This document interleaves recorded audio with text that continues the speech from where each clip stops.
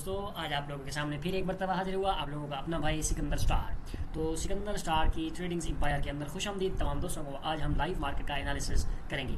Live बनती हुई market का एनालिसिस आप लोगों के सामने शेयर करूंगा और उसका रिजल्ट भी उसके साथ मैं आपको शेयर करूंगा। समझ आए तो वो इसको जरूर लाइक करें, सब्सक्राइब करें और शेयर भी करें। तो मैं चलता हूँ अपने एनालिसिस की तरफ। आज बनती हुई मार्केट का एनालिसिस देखते हैं। हमारे पास हमारी मार्केट ने पहले यहाँ पे वॉल्यूम एक्सपेंडेशन की है, उसके बाद उसकी पिछली डिमांड उठाकर आगे दे दी। उसी के साथ मार्केट अपने वॉल्यूम को कॉन्ट्रैक्ट कर रही है। वॉल्यूम को क्या कर रही है? कॉन्ट्रैक्ट। आपको कॉन्ट्रैक्शन दिख रही होगी यहाँ पे। मैं अगर आपको दिखाऊँ तो यहाँ से लेकर अगर आप देखें ये एक सीधी और सादी वॉल्यूम कॉन्ट्रैक्शन है। ये क्या है हमारे पास? ये जी वॉल्यूम कॉन्ट्रैक्शन है। मैं इसको लिख देता हूँ यहाँ पे हमारे पास, सॉरी फॉर दैट, तो मैं इसको टेक्स्ट से ही लिख देता हूँ यहाँ पे। ये क्या है जी? ये हमारे पास है VOLUME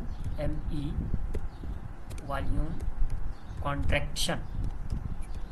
ओके, तो ये हमारे पास क्या है? ये है वॉल्यूम कॉन्ट्रैक्शन, यानी इसमें मार्केट का वॉल्यूम कॉन्ट्रैक्ट हो रहा है। आप देख सकते हैं इसका सबूत मैं आपको इस टूल की मदद से दे सकता हूँ। ये टूल लगाकर, सॉरी, यहाँ पे अब देखें, ये जो पहला मार्केट की जो सप्लाई थी वो इतनी ज़्यादा थी, ठीक है। उसके बाद फिर आप देखें यहाँ से लेकर ये देखें और भी कम होती गई मार्केट का, यानी ये इसकी जो इस तरह समझिए सप्लाई और डिमांड दोनों सिक्वीज हो रही है। यहाँ पे मार्केट क्या कर रही है? सिक्वीज हो रही है, मतलब कम हो रही है। तो इसको हम क्या कहते हैं? वॉल्यूम कॉन्ट्रैक्शन कहते हैं। सो वॉल्यूम कॉन्ट्रैक्शन की कंडीशन क्या होती है? वॉल्यूम कॉन्ट्रैक्शन एज ए आप तो आमतौर पर पढ़ते हैं पीनट, और पीनट का एक मूव होता है कि मतलब पीनट जैसे ब्रेक करता है ऊपर चला जाता है। बिल्कुल ऐसा नहीं होता। पीनट का काम ऐसे होता है, अब मैं आपको दिखाता हूँ वो कैसे।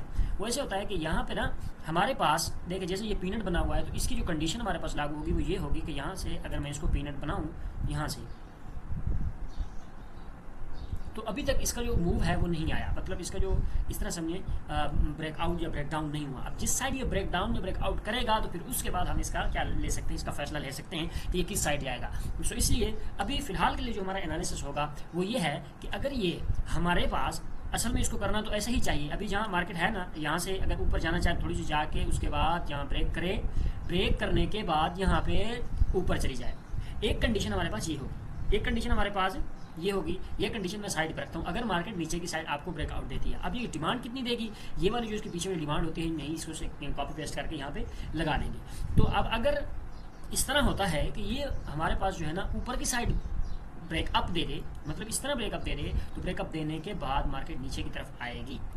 मार्केट किस तरफ आएगी? नीचे की तरफ। अब ये दोनों कंडीशंस हैं, यहाँ पे मैं रख देता हूँ। अब ये फिर ये जो सप्लाई आएगी ये कितनी आएगी? तो ये भी एग्जैक्ट, या तो हम इसकी सेंट्रल सप्लाई यूज़ करें, ये जो सेंट्रल सप्लाई है हम इसकी यूज़ कर सकते हैं, मगर उससे भी बेहतरीन तरीका ये है कि अगर हम इसकी, चूँकि पिछली सप्लाई इसकी करेक्ट है और सही हमें नज़र आ रही है, वो उस कंडीशन में होता है कि जब आपको पिछली डिमांड या सप्लाई मिल ना रही हो और सही तरह से कन्फर्म ना हो रही हो, तब जाकर इसकी सेंट्रल डिमांड और सप्लाई यूज़ कर सकते हैं। तो ये जो पिछली डिमांड है हम उठाकर आगे पेस्ट करेंगे। मैं आपको दिखाता हूँ। हमारे पास ये डिमांड यहाँ से शुरू हो रही है और यहाँ तक ये रही डिमांड। यहाँ पे अगर मार्केट ऊपर की तरफ इसको जाना तो ऐसे ही चाहिए, यहाँ से ब्रेकआउट करेगी, यहाँ पे कुछ रिवर्सल एरिया बनेगा, उसके बाद मार्केट को यहाँ तक जाना चाहिए। ये हमारा एरिया बन जाता है एक। ओके, और उसी के साथ मैं इसी सप्लाई को इसका क्लोन करता हूँ यहाँ पे।